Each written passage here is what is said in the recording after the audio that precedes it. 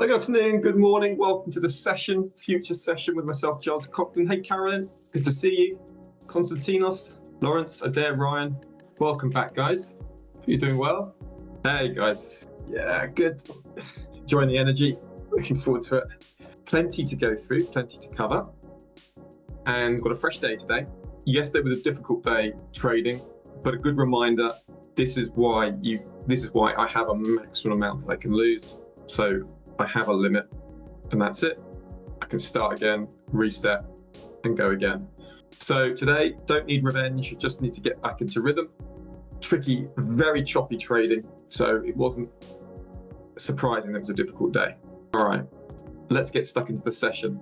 So we've just had continuous jobless claims and initial jobless claims, slightly higher than markets were expecting, but no real massive move or massive surprise. We've got Bostic speaking at 3, so just watch out for that.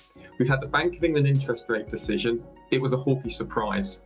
The Bank of England are essentially expressing more concern about inflation moving forward than was previously expected, and less concern about the cooling in the UK labour market and more worries about inflation. You can see that in the vote split. We got 5 voting for a rate cut, where actually 7 were expected to vote for a rate cut. We got 4 voting for unchanged, only 2. So there's also a hint that they may not be cutting interest rates quickly moving forward. If you look at interest rate expectations, you can see here, look, they are now higher for longer. See the current level is just a bit higher for longer moving forward. So that has given the pound some strength in the session. And where is it? Yeah, see the pound has gained out of that meeting. Trade. Reuters citing sources notes that tougher transshipment penalties not expected immediately as Trump tariffs kick in. Main takeaways are absent new US guidance, existing rules apply.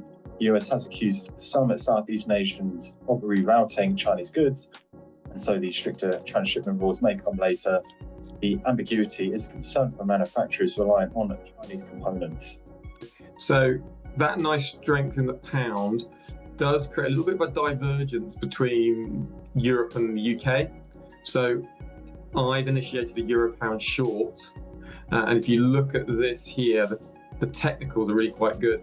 Resistance, bearish engulfing bar, so citing drop. The head of the Thai's Commerce Ministry Foreign Trade Department notes, currently all export goods from Thailand subject to a 19% rate because there are no rules on transshipment yet. Pull back up to that level. Bearish calendars Swiss government to hold press conference at 3:30 p.m. local time. Okay. Pull back to that level, sell off, looking like another bearish engulfing bar. So 2 bearish engulfing bars on the daily chart. Looks like it wants to set up and move down. So I'm looking to see if I can run down to 8,600 on this with euro pounds. It's not unreasonable. Quite like that. And it is broadly in line with the expectations. Let's just have a little look at the yield spread. Okay, so you've got the yield spread sort of flat up there, not really moving higher, a little dip lower. And I just like that on the technicals there. As long as I get a close underneath that level, then I'm looking for a rundown here in euro pound. That makes sense. Also looking at pound dollar, coming up to a really key potential breakout. So that's worth looking at and a way of potentially capitalizing on any further dollar weakness. Then I think you see you got a little bit of a big flag pattern there, 45-degree level, pull back, get a breakout of there on volume, and I like pound dollar longs. Now I've got my existing euro dollar longs. They're sort of moving nicely forward in decent profit. Looking if I can get up to that sort of overhead resistance there. That's my ultimate target in the euro pound. Got silver longs moving up nicely. And you can see here with the initial trade for this was staying 2 weeks above Bollinger Bands with the gold silver ratio over 100. Stops is underneath that 20 moving average. And I was looking to hold it for about 20, 30 weeks. So built in as we dropped up, took profit up at those highs, pulled back, added more. So I've loaded up again, loading up another position as I'm taking out these highs. So that looks very nice for silver moving forward. So just continuing to build into longs there, and copper built in longs down at this support. So looking for that to bounce there. So quite a lot going on elsewhere, despite yesterday's tricky day in the futures. Looking forward, there's not a whole load of important data, but we have got a whole load of headlines sort of breaking out. So obviously tariff news, with tariff saying there's going to go very large tariff on chips and semiconductors, which can be 100%. Obviously, if you're building in the US though, there's no charge. Reciprocal tariffs take effect at midnight tonight. All of that sort of priced in. We just got to keep an eye out on any surprise tariff news. Trump and Putin apparently set to meet next week, and dollar remains pressured. And if Russia and Ukraine conflict reaches a conclusion, then we could see the dollar fall down a little bit further. So just that's something to keep an eye on. Other than that, it's like a quiet day with not much going on. Trump said the Fed pick is down to 3 candidates. So if it's Hassett, the front runner, that's dollar negative. If it's Walsh, that's dollar positive because he's more fiscally conservative. So if it's Hassett who's got the Fed chair, but the dollar to be pressured because analysts over at ING think that he's going to be more amenable to Trump's cut mantra. So we'll see. So is that Weir's micro in there, Jam? My thing's had to reset. My micro's there. Is that what you're talking about, Najam? Good morning, by the way. Good afternoon. Oh, you microphone. Oh, okay. Okay, let me just. Okay, thanks, Najam. Let me just check with that. Aha. Is that better? That should be better now. Yeah. Najam, thank you so much for mentioning Najam. I'm really glad you said that. It was set to the wrong microphone. I've got a 4K camera, which is a great camera, but it's a terrible microphone. So that's what that was. Yeah, great. Okay. Yeah, good call. Now, so we're coming up to a 15-minute close here. This is quite interesting to see if we get sellers trapped here. Might be interesting. If we get sellers trapped here on the 15th, then I'm very happy to look for longs from the start of the session and it's a bit cleaner than yesterday. So looking at the market, we're opening in a state of imbalance. So the market's clearly wanting to trend. Look on the hourly chart, you can see we've moved up into this value area high. So we just pulled back, but there is a little bit of move to come and test up those highs again. Break above there, then the imbalance is set to continue. 15, you've got a little bit of value forming underneath that value area here. You've got sort of a distribution up here in the TPO, but if we can get above that region, then we're looking to go up to the R2 and pushing above that value area high. So in terms of the New York session, we're opening in a state of imbalance. In the case of the TPO from the Globex Open and the close of New York, we're sort of around that value area high. So we'll be careful, push up and above, and then we can look to carry on.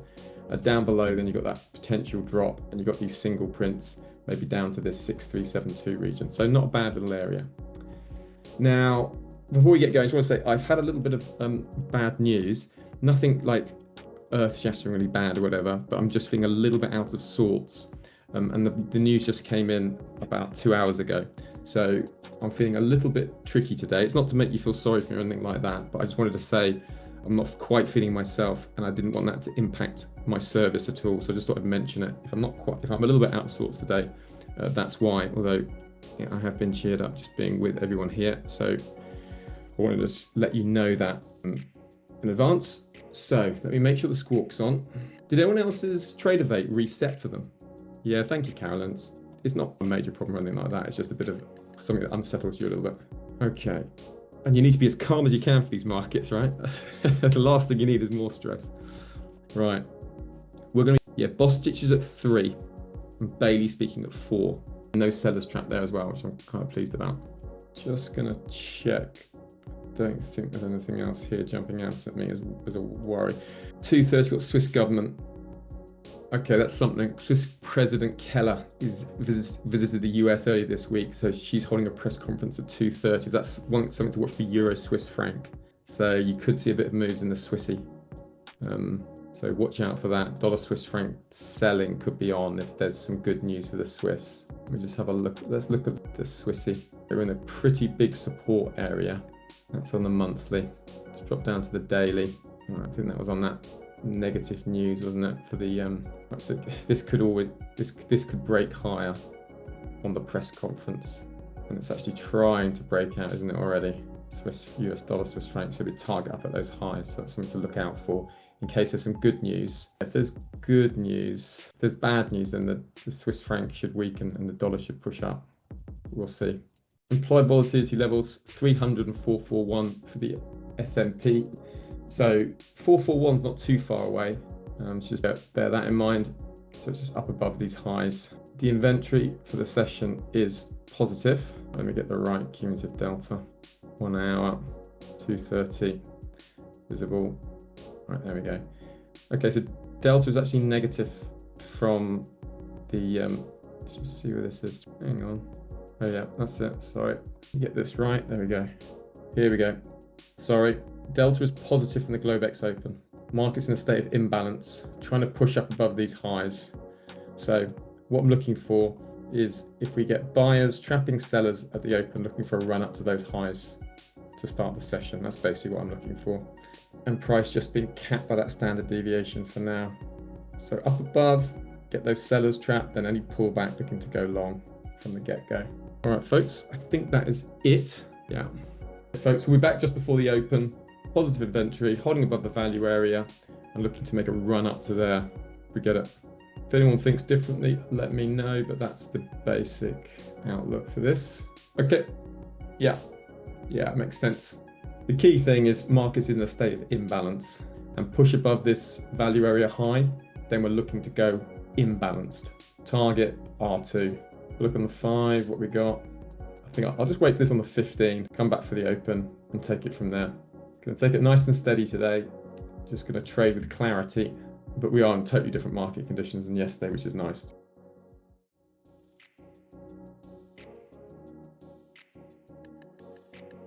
So now you've got some buyers trying to trap those sellers, but look, the unbalanced one's still pointing lower. That's not one to chase. I want to see a little bit of momentum in my wake. And the problem I've got is I don't want to be buying into that value area high. So I think I've just got to accept that that's capped for now. It could turn against me, but that's fine. I want to wait for something better. You see the problem? We've got that value area high. So do I want to be buying into that? Okay, if it's going to go above it, I'll wait for it to go above. Because I've got the 5-minute buyers trap those sellers. So I am just keeps dropping and we close under there, then we can have some more selling. So just got to be patient or watch it by all means. So I've got the tick chart up on my other screen, folks. Okay, so just bear in mind that okay, here's an interesting one. On balance volume moving flat, point of control now down here. That makes it more attractive for buying, but let's have a look.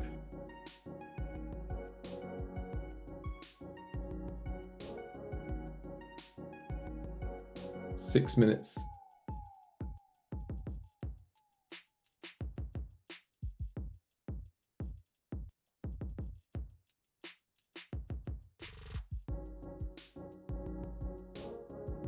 Yeah, okay, I'm going to buy into that.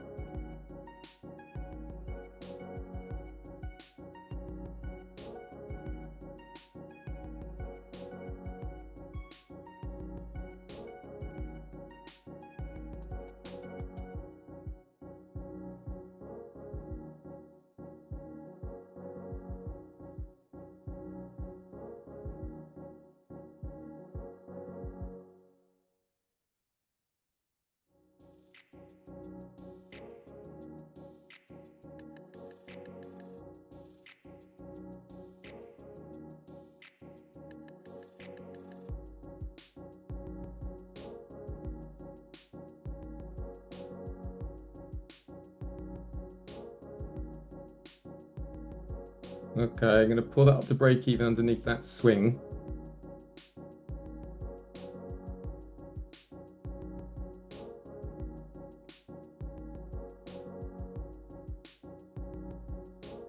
We get above those highs here.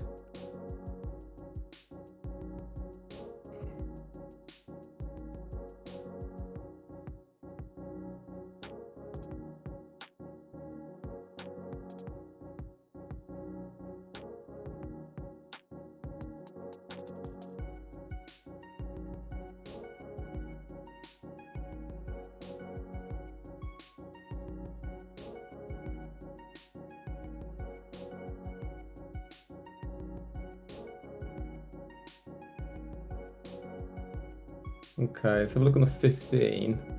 See, on the 15, we're going to try and trap these sellers here. So the buy bias is there, but we've got that little standard deviation as a resistance. I've got quite a tight stop. Yeah, so I think I'm going to be stopped out there. Yeah. Gave it a chance, but didn't want to take any risks. Okay, so now it's going back lower, which is what you'd expect. Because we had a, we tried to break out that level and couldn't quite. So, okay, back to waiting.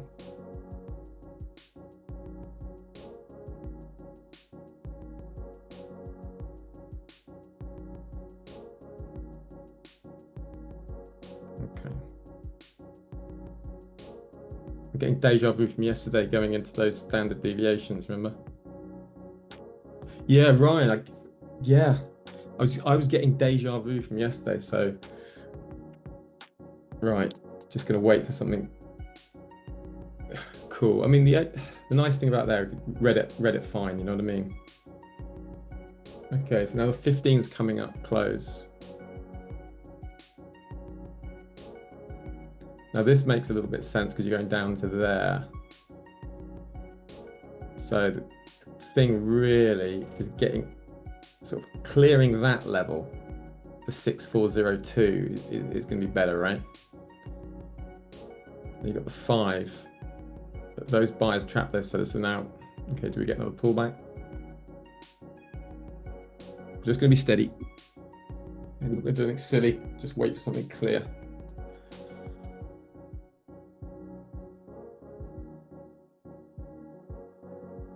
Okay, 1 minute 20.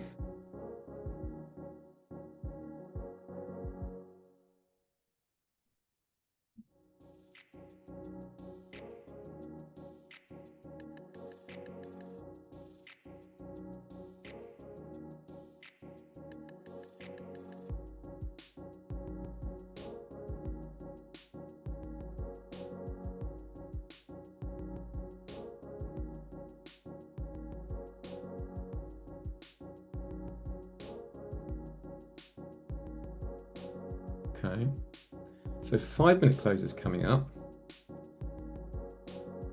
Now one's really trapped. 15 minute. Yeah. Yeah. Ryan, you know what? Sometimes you get these repeated patterns, don't you? And yes, they like we're not in a rush. We don't have to trade, right?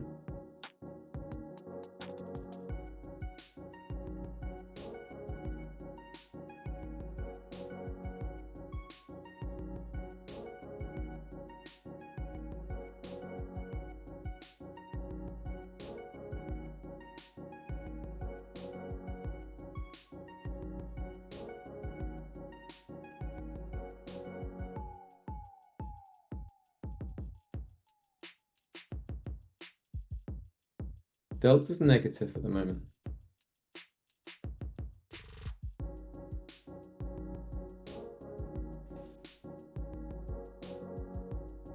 All right.